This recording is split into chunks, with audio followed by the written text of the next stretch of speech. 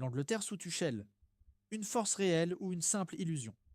L'équipe d'Angleterre a débuté l'ère Thomas Tuchel par une victoire 2-0 contre l'Albanie, une équipe qui, si l'on se fie au classement FIFA, n'apparaît que dans les discussions sur la Ligue des Nations de niveau B. Mais la question se pose, les Three Lions sont-ils vraiment forts ou ne sont-ils qu'un produit du battage médiatique où chaque victoire en qualification ou en amical est exagérée au-delà du raisonnable? Une victoire ou simplement du pragmatisme tactique? Avant le match, Tuchel avait promis un football offensif, excitant et dynamique. Pourtant, sur le terrain, l'Angleterre a joué d'une manière qui ressemblait à une version chevelue de Southgate. Un jeu serré, une priorité donnée à la défense et à la possession plutôt qu'à la créativité pure.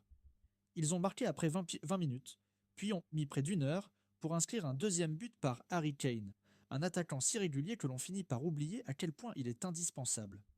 L'Albanie, qui n'avait d'autre choix que de défendre, aurait même pu égaliser par accident si un ballon mal dégagé n'était pas venu s'écraser sur la barre transversale de Jordan Pickford.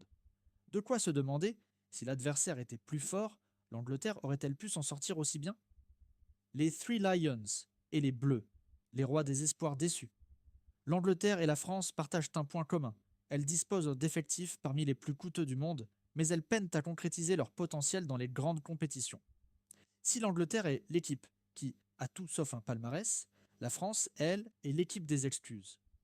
À chaque tournoi, les deux nations sont parmi les favoris, mais au final, un autre pays repart avec le trophée. En 20 ans, la France a remporté une Coupe du Monde, 2018, et une Ligue des Nations, tandis que l'Angleterre continue d'exhiber fièrement sa Coupe du Monde de 1966, comme un trésor national inestimable. Et pourtant, les deux équipes ont échoué en finale récemment. L'Angleterre battue par l'Italie à l'Euro 2020 à Wembley et la France défaite par l'Argentine en finale de la Coupe du Monde 2022. Style de jeu. La France bizarre, l'Angleterre perdue. La France dispose de Kylian Mbappé, une machine à marquer capable de changer un match sur une simple accélération. Mais au-delà de Mbappé, le reste de l'équipe manque souvent de cohésion et joue de manière trop individuelle. L'Angleterre, quant à elle, peut compter sur Jude Bellingham, une star montante du Real Madrid, mais reste à voir s'il peut vraiment mener les Three Lions vers la gloire. La différence majeure? La France a Deschamps, un pragmatique qui fait parfois jouer son équipe comme si elle avait peur d'elle-même. L'Angleterre a Tuchel, un coach qui, malgré une réputation de technicien brillant, n'est pas forcément un adepte du football champagne. La véritable question est donc de savoir si Tuchel parviendra à donner une identité claire à son équipe ou s'il finira piégé dans le même cycle d'errance tactique que ses prédécesseurs. Kane and Bellingham, le duo qui porte l'équipe. Harry Kane continue de marquer. Bellingham continue d'impressionner. Mais est-ce suffisant? Si l'on observe le jeu anglais, trop d'incertitudes persistent. Ils ont des joueurs de classe mondiale, mais peuvent-ils se transformer en une équipe réellement dominatrice face aux grandes nations?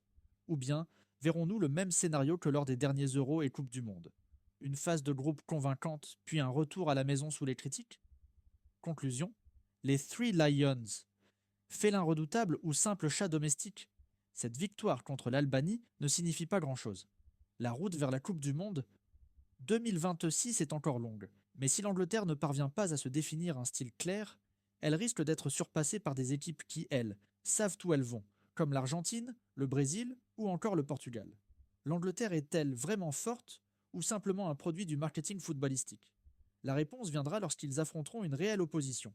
D'ici là, les supporters anglais devraient peut-être juste savourer les victoires contre la Lettonie ou Andorre, car elles pourraient bien être les seules joies avant que la réalité ne les frappe lors des éliminations directes d'un grand tournoi.